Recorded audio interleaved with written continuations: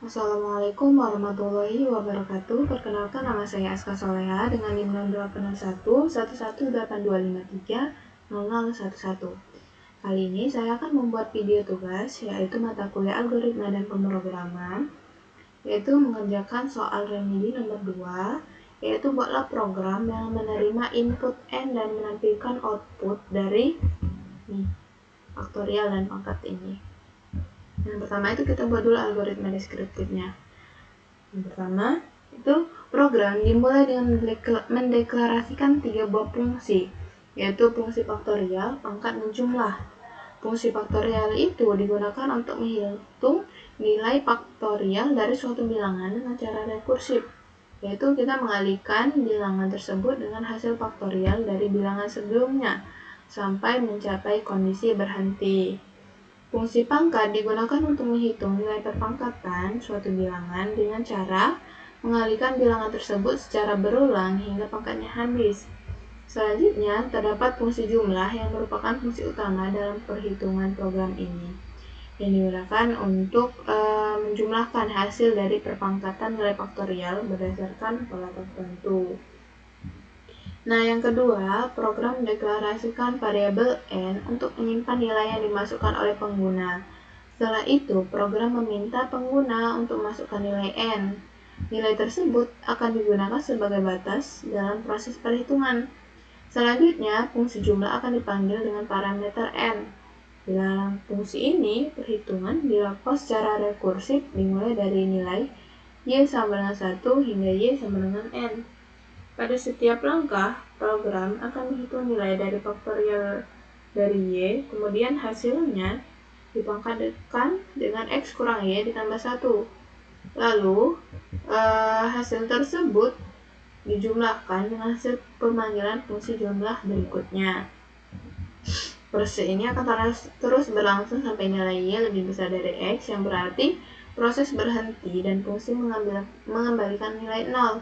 Setelah semua proses selesai, hasil akhir akan ditampilkan ke layar, lalu program kemudian selesai dijalankan.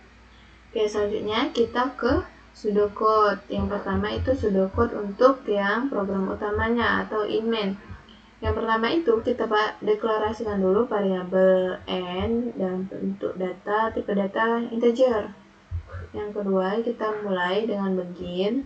Nah, di sini read N untuk supaya program tahu kalau kita menginputkan N dan program akan membacanya.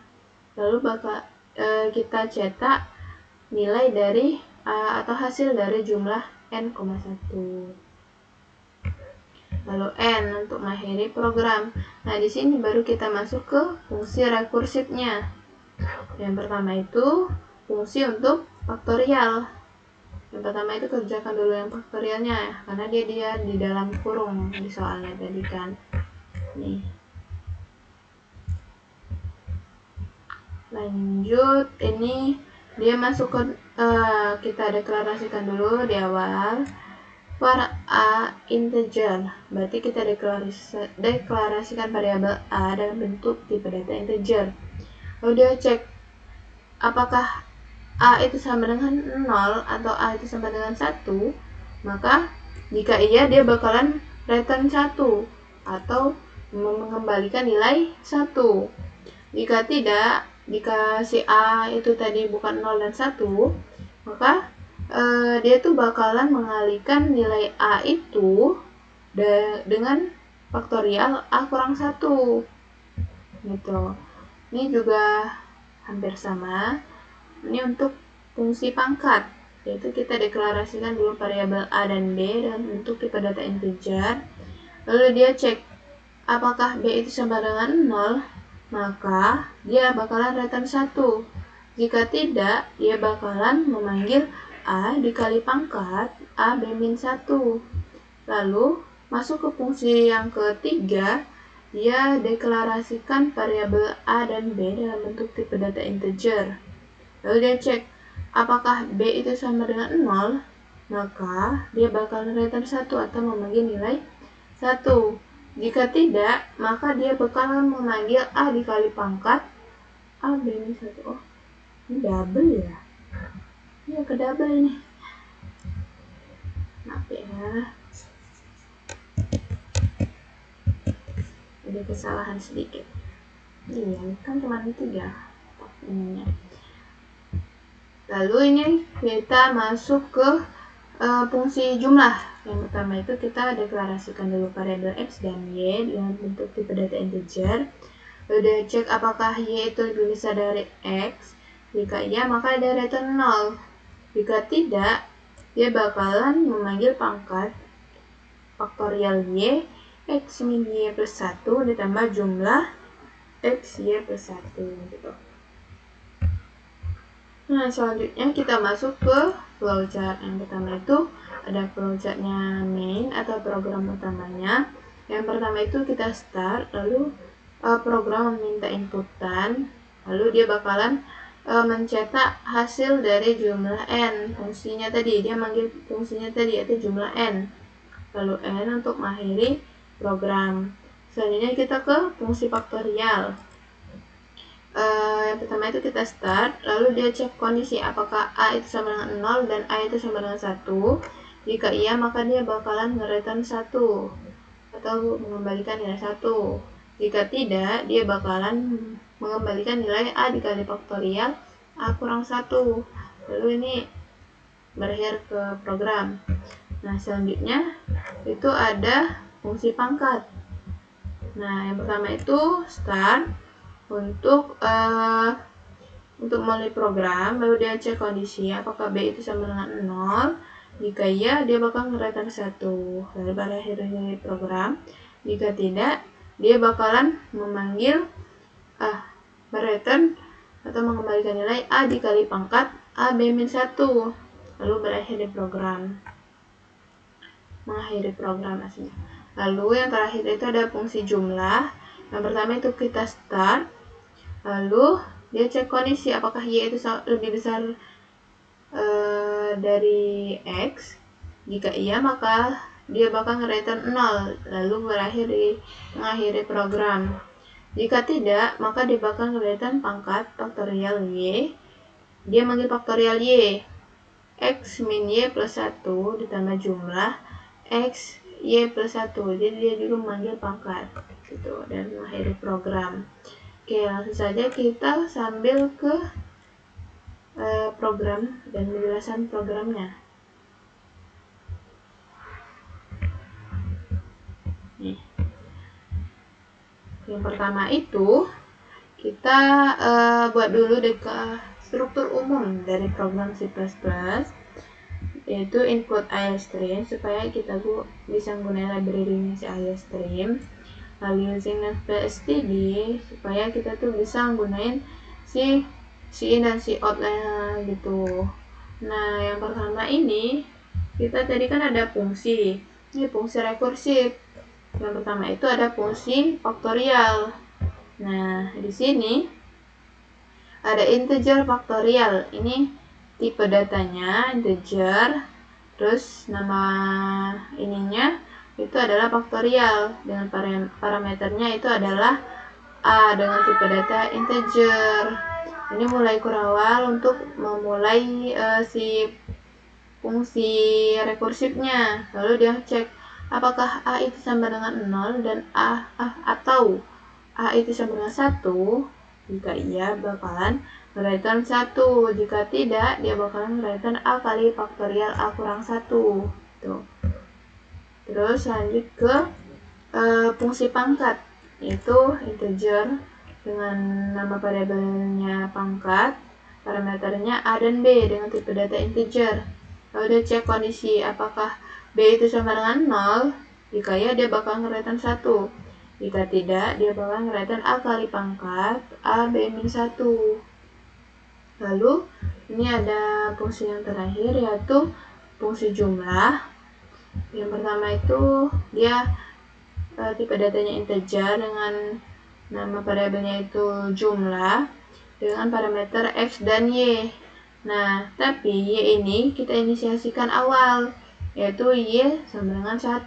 Supaya kan di sini nanti tuh dia harus lebih besar dari x tuh. Nanti kalau misalkan 0 berarti otomatis dia bakalan gimana ya maksudnya itu, pokoknya gitu lah ya. Lalu dia cek kondisi, apakah Y itu lebih besar dari X? Jika iya, dia bakalan nge-return 0. Jika tidak, dia bakalan nge-return manggil pangkat faktorial Y, X min Y plus 1 ditambah jumlah X, Y plus 1. Tuh. Lalu ini masuk ke program utamanya, yaitu in-main. Pertama itu kita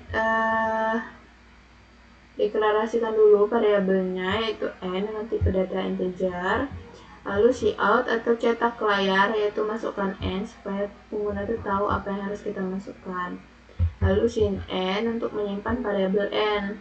Lalu cout hasil, itu cetak hasil yang diisi dengan dia manggil si jumlah ini, jumlah n gitu. Terus kita running program dulu. Iya, ini penjelasan programnya ya.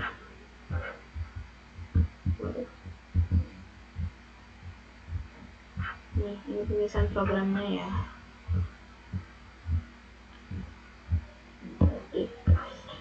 Oke, kita running program lagi.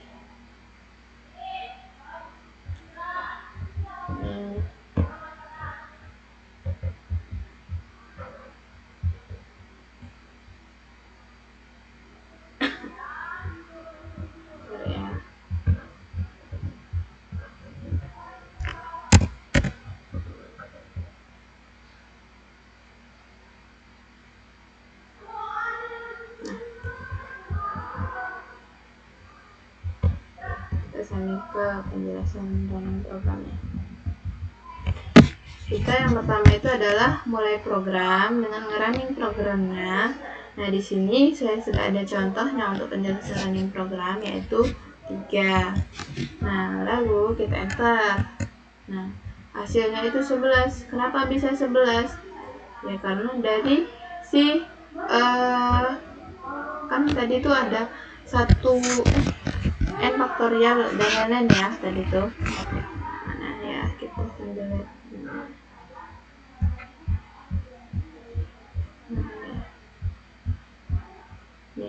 ini 1 faktorial pangkat n, 2 faktorial n min 1, 3 faktorial n min 2, sampai n faktorial pangkat 1. Tuh. Program menjalankan, dia manggil si fungsi jumlah sama dengan 3. Nih, fungsi jumlah apa? Karena dia tuh default atau memang dari bawaannya, maka dari itu X, Y sama dengan 1. Maka jumlah itu 3,1 karena ini yang bawaan tadi kan. Nih, jadi masuk ke jumlah 3,1, dia cek kondisi Y sama dengan 1, X sama dengan 3.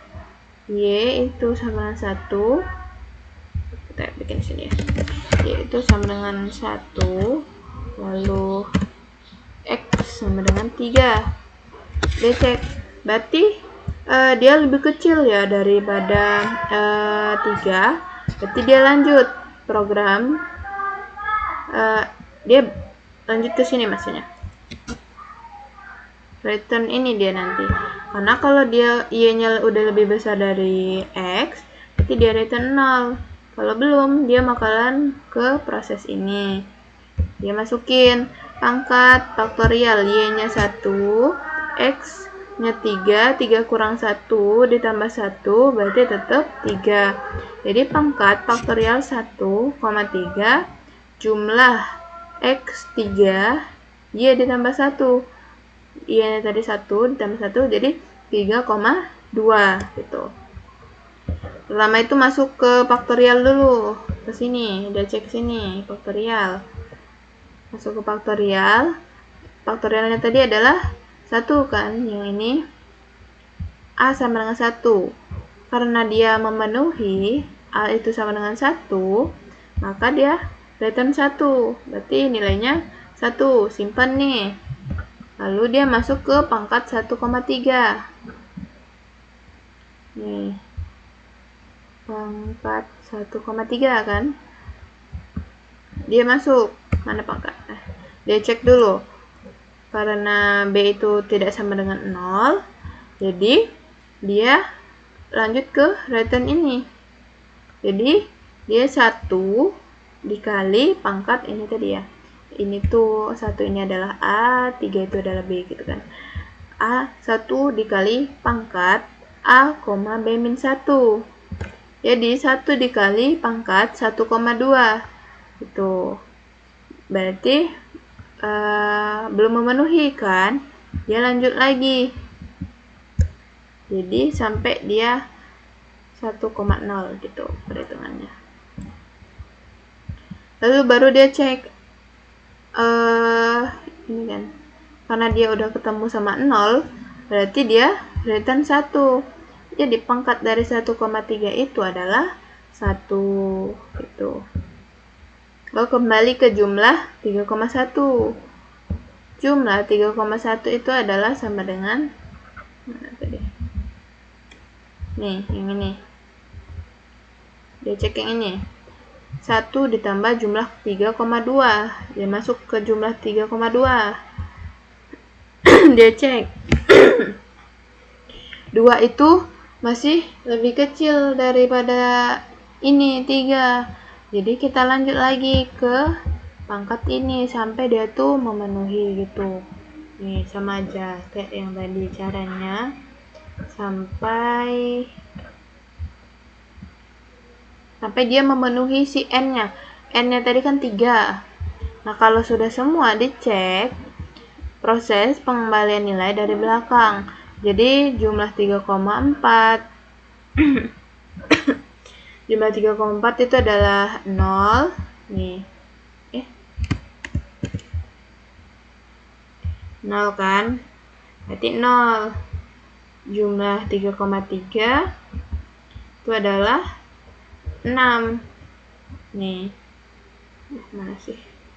Oh iya. Nih.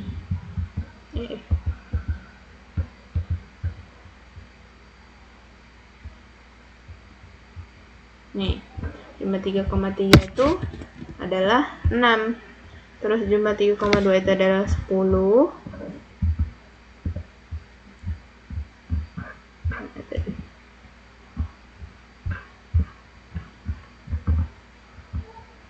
Dan jumlah 3,1 itu adalah 11. Oh iya, ini penjumlahannya dari sini.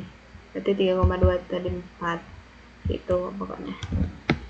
Maka hasilnya adalah 11. Gitu. Kalau misalkan juga dihitung manual, berarti kalau misalkan yang ini tadi,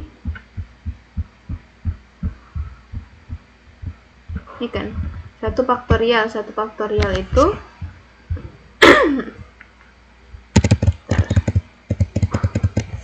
kita buat di bawah. 1 faktorial kan, 1 faktorial itu sama dengan 1 kan, pangkat n nya tadi adalah 3, jadi pangkat 3. Ini kalau logika ininya ya. Terus ditambah 2 faktorial. 2 faktorial itu 2 kali 1. Langsung aja lah kita. 2 kali 1. Kita ambil 2 aja, karena kan 2 kali 1 itu 2. 2 pangkat n-1. 3 dikurang 1. Itu adalah 2. Karena n yang tadi kan 3 kan. Ditambah tuh 3 faktorial itu adalah 6 pangkat n kurang 2. Oh iya, ini tadi iya benar kok. N kurang 2, 3 kurang 2 berapa? 3 kurang 2 itu adalah 1. Lalu ditambah udah selesai. Jadi kita hitung 3 ditambah oh ya, 1 pangkat 3 itu 1 ditambah 2 pangkat 2 itu adalah 4 ditambah 6 pangkat 1 itu 6. Jadi hasilnya adalah 6 tambah 4 10 tambah 1 11. Jadi hasilnya adalah 11 gitu logika ininya. Oke. Mungkin sampai sini saja video tugas kali ini. Saya mohon maaf apabila ada kesalahan kata ataupun programnya masih belum benar. Saya mohon maaf. Saya akhiri. Wassalamualaikum warahmatullahi wabarakatuh.